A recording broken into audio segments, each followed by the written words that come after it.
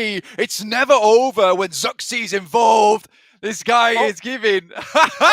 He's giving it. Starting of the match number 1 आप देखोगे कि अपना जोन बनता है कुछ ऐसा, एंड अगर उसमें भी आप देखोगे एलजीडी और ब्रू की पोजीशन तो वो एक बहुत ही बुरे से एज वाले स्पॉट पर है जोन के अंदर, बट उसके बाद ये लोग बहुत ही अच्छे से रोटेट करते हैं। एंड अगर आप उसमें भी देखोगे तो आपको ब्रू के पीओवी से देखो कैसे स्काउट करते करते कितने अच्छे से रोटेट करते हैं। To try and assist them versus S2G. You'll have to be very careful not to get eliminated on their approach though. Nick the Galaxy takes a couple of shots from Butterdam as they just send it across the field here, John. They're just putting some lead back in their direction. If they can catch something, great. Suppressing fire, more useful. DRS though, hold the top of the hill that they're looking to try and summit. They will see that silhouette, start to go for the skirt. A little bit of a tag there from Tiger, nicely found, but diversion is on. Box not quite in the buildings close by. So that'll be a little bit of sanctuary for Butterdam as Sky only just goes straight over the top of it. All the way downwards, which is fairly impressive. Managed to get towards a position just underneath Box Gaming. तो इसके अगला zone कुछ ऐसा shift लेता है, and उसके बाद जो ईएमटी है वो एलजीडी पर सीधा पुश कर देती है। एंड ये उनकी बहुत बड़ी गलती होती है क्योंकि इतना लेट जोन में आप अगर सेंटर बिना इन्फो के स्लैम करोगे तो आप उसके लिए पनिश तो डेफिनेटली होने वाले हो। एंड उसके बाद भी यार उन पर इतनी ख़राब पोजीशन नहीं थी, वो लोग अगर चाहते तो अपने जोन पे एज पे 4v4 फाइट ले सकते थे। अभी उस चीज़ से होता क्या है देखो कि जब एलजीडी ईएमटी से फाइट कर रही होती है तो बॉक्स गेमिंग के सारे प्लेयर्स का ध्यान उनकी तरफ चला जाता है एंड वो लोग एक किल भी उठा लेते हैं उधर। बट उस चीज़ से उनको क्या डिसएडवांटेज होता है कि जो ब्रू के 3 प्लेयर्स थे वो पीछे से मेन कंपाउंड चढ़ जाते हैं एंड फिर पीछे से प्लेयर्स को ऑफ गार्ड पकड़ के नॉक निकाल देते हैं। एंड एक नॉक निकाल देते हैं तो यार बाकी प्लेयर्स को आइसोलेटेड पकड़ के वो लोग पूरी बॉक्स गेमिंग को वाइप करके उनका कंपाउंड ले लेते हैं। Break is down. Remember, they lost Soaz earlier on. So they are just the two of them, Trisma and Bensu, left standing against the 3 of Butterdam. Find these flushes, we'll be able to get one, and Titans will fall back over to the Butterdam engagement in the meantime. Tiger sprays around the door frame. Sky only, his teammate is going to fall, but Bensu cannot stand the test. तो इसके बाद वाला जो shift होता है वो कुछ ऐसा होता है, एंड उसके बाद अगर आप देखोगे तो 4 राइवल्स एक एज पर डिप पर आ गई है। एंड यार जो जोन का एज होता है उस पर अगर आप एक डिप पर होल्ड कर रहे होते हो तो बाहर वाली टीम से बहुत एडवांटेज होता है क्योंकि उनको बस नेट्स फेंकने एंड ईजी ओपनिंग निकल जाती है। एंड उसके बाद देखो यार 4 राइवल्स ने ये सोचा कि अपने आसपास 2 टीम्स हैं, एंड अगर 2 टीम्स आएंगी तो यहाँ पर होल्ड करना बहुत ही ज़्यादा मुश्किल हो जाएगा, इसलिए वो क्या करते हैं कि जोन के एज पर i8 के एक शैक पर स्लैम दे देते हैं। Worrying slightly. Ooh, i8 gets crashed on. 4 rivals rolling up on into the shack and immediately taking down the player in there. Not too much of an issue, but now people know that they are in there. And of course there is an answer from Blade. A knock over towards Voki. Immediately looking to try and stick that res. IQ wants to put a nade in through the window and ruin their day. अभी इसी fight के मज़े उठाने के लिए third party करने के लिए साइड में आ जाती है टीम क्वेसो, एंड वो साइड से किल्स उठाती है। एंड फिर जब इनको लगता है कि वॉचस्टार वाली टीम बहुत ज़्यादा वीक हो चुकी है तो वो वॉचस्टार पे स्लैम देके फाइट ले लेते हैं। Back to the blue. Is there a potential for a backstab there? I wonder if they are aware of that as well. Bigatron maybe being caught unawares a little bit. Fluence Kemen eliminated in 12th place, and this is a big chance for Butterdam to take that top spot back in the compound that they hold. It's something that's very hard to come back from. There's a ton of pressure.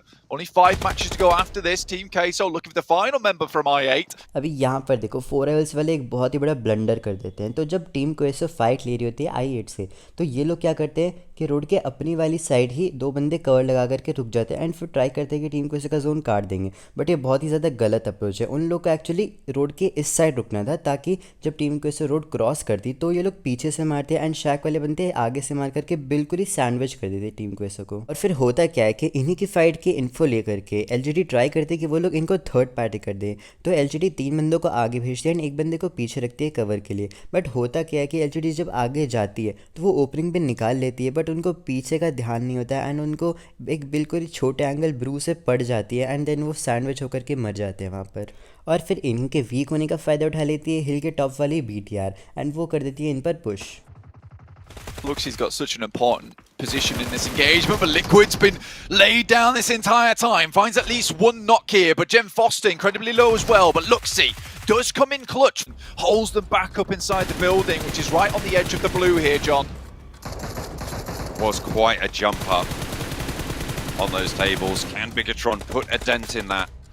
Start their journey. 3 players are there. 11 of them. It's really good news. Jem Foster repositioning. Time swaps it out, gets the reload, and the sprays are good. Tiger fades back into the blue zone. Thinks better of it. And Bigatron so moving on to match number 2। अपना match जो होता है मीरामार, जिसके अंदर zone होता है कुछ ऐसा एंड उसके अंदर एनजीएक्स एक खतरनाक सा स्प्लिट होल्ड की हुई होती है। तो एनजीएक्स के ऊपर आ जाती है एस2जी बिल्कुल एज पर, एंड इस मैच में आप फोकस करना है एस2जी पर कि वो कितने अच्छे से एज का पूरा कंट्रोल लेकर खेलती है। वहीं एस2जी के नीचे 4 राइवल्स और बीटीआर की बहुत ज़्यादा इंटेंस और बहुत ज़्यादा लंबी फाइट चलती है, एंड उसके चलते क्या होता है कि लक्सी लास्ट मैन स्टैंडिंग होता है रोड के अक्रॉस एक कंपाउंड पे, एंड उसके 3 बंदे नॉक पड़े होते हैं उसके रोड अक्रॉस वाले दूसरे कंपाउंड पे। तो लक्सी को अपने तीनों बंदों को रेस्ट देने के लिए रोड क्रॉस करनी थी, एंड देखो वो क्रॉस कर लेता है, बट तीनों बंदे एस2जी के हार्ड स्कोप करे हुए होते हैं, एंड उनको इतनी अच्छी इन्फो होती है बीटीआर की कि वो एक ही बंदे पे हार्ड स्कोप किए हुए होते हैं, एंड उसको थोड़े से एंगल से भी क्रॉस नहीं करने देते, एंड बीटीआर पूरी वाइप हो जाती है। अभी देखो कि उसके नेक्स्ट जोन में भी एस2जी कितना अच्छे से खेलती है। उसके 2 बंदे कंपाउंड पर होते हैं एंड 2 बंदे राइट वाली ऊपर रिच चढ़ जाते हैं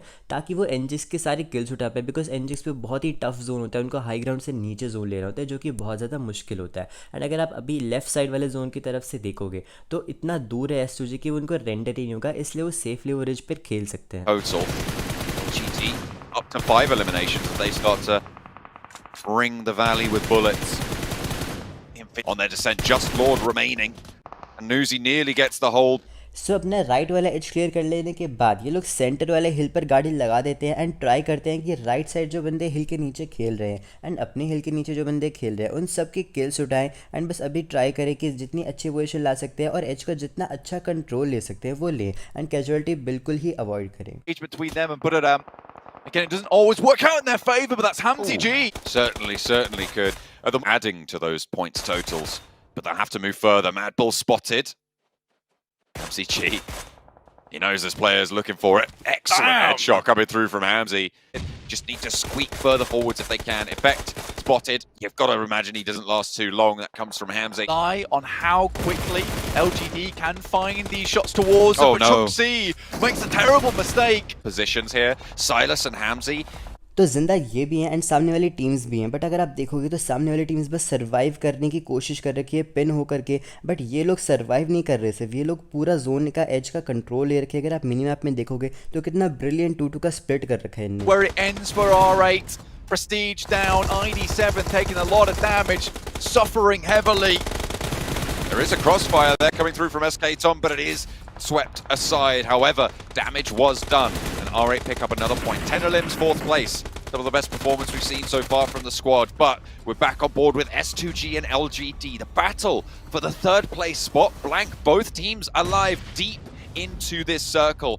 LGD, after hot dropping influence, came in early on with 2 players alive, and now Aegon I8 looking to take shots out that way as well. 11 eliminations for the squad. Spotting the positions where it's likely for R8 to be, taking those shots, pre-firing inwards. Shots come out, but that's Pmgc moving up the coast side on this ridge, finds wood, looks for one more in blade, and he's terrified. He's shaking. Those boots are all a quiver. Blade will not be able to find even the one.